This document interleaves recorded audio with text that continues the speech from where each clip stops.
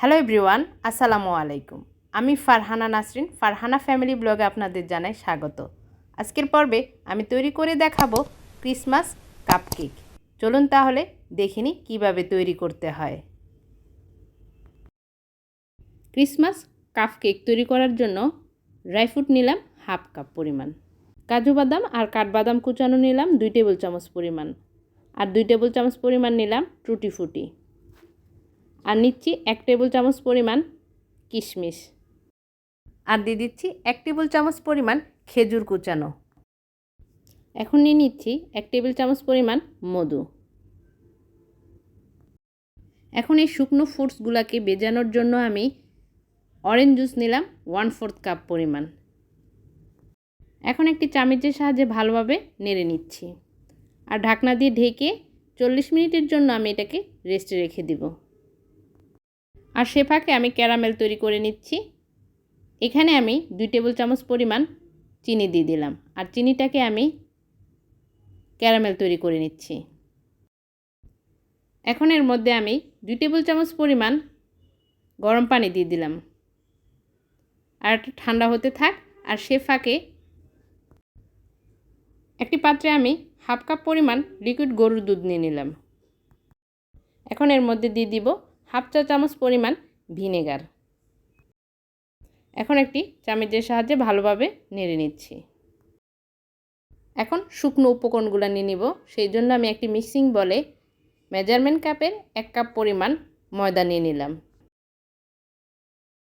আর দিয়ে দিচ্ছি 1 চা চামচ পরিমাণ বেকিং পাউডার, আর সেই সাথে দিয়ে দিচ্ছি হাফ চা চামচ পরিমাণ বেকিং সোডা, আর দিচ্ছি 1 ml আদা গুঁড়া, আর দিচ্ছি 1 ml এলাচ গুঁড়া, 1 ml দারুচিনি গুঁড়া, আর 1 ml জয়ফল গুঁড়া।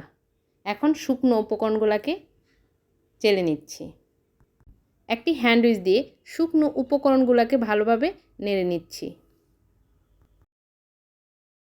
এখন এর মধ্যে আমি ভিনেগার মেশানো দুধটা দিয়ে দিলাম, দিয়ে হ্যান্ড উইচ দিয়ে ভালোভাবে ব্যাটার তৈরি করে নিচ্ছি। আপনারা যারা নতুন এসেছেন আমার চ্যানেলে, প্লিজ আমার চ্যানেলটি এখনই সাবস্ক্রাইব করে পাশে থাকা বেল আইকনটিতে ক্লিক করে ফেলুন।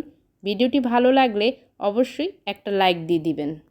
এখন এর মধ্যে 1/4 কাপ পরিমাণ চিনি দিয়ে দিলাম।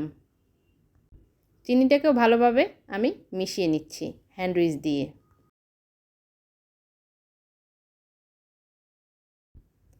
এখন এর মধ্যে দিয়ে দিচ্ছি 1/4 কাপ পরিমাণ রান্নার রেগুলার তেল। তেলটাকেও হ্যান্ড উইচ দিয়ে ভালোভাবে মিশিয়ে নিচ্ছি।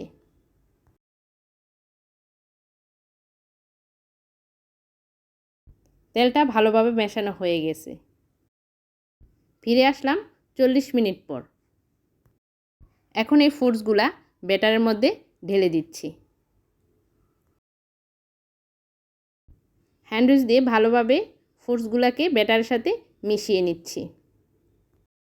এখন এর মধ্যে সে আগে তৈরি করে রাখা ক্যারামেলটা দিয়ে দিলাম। ক্যারামেল দেওয়ার পরে হ্যান্ড উইচ দিয়ে ভালোভাবে মিশিয়ে নিচ্ছি। ক্রিসমাস কাপকেক বানানোর জন্য ব্যাটারটা সম্পূর্ণ রেডি। কাপকেক বানানোর জন্য আমি মোল্ড নিয়ে নিলাম। এখন এর মধ্যে আমি পরিমাণ মতো ব্যাটার দিয়ে দিচ্ছি। কেকের মোল্ডে কিছুটা জায়গা খালি রেখে আমি কেকের ব্যাটার দিয়ে দিচ্ছি।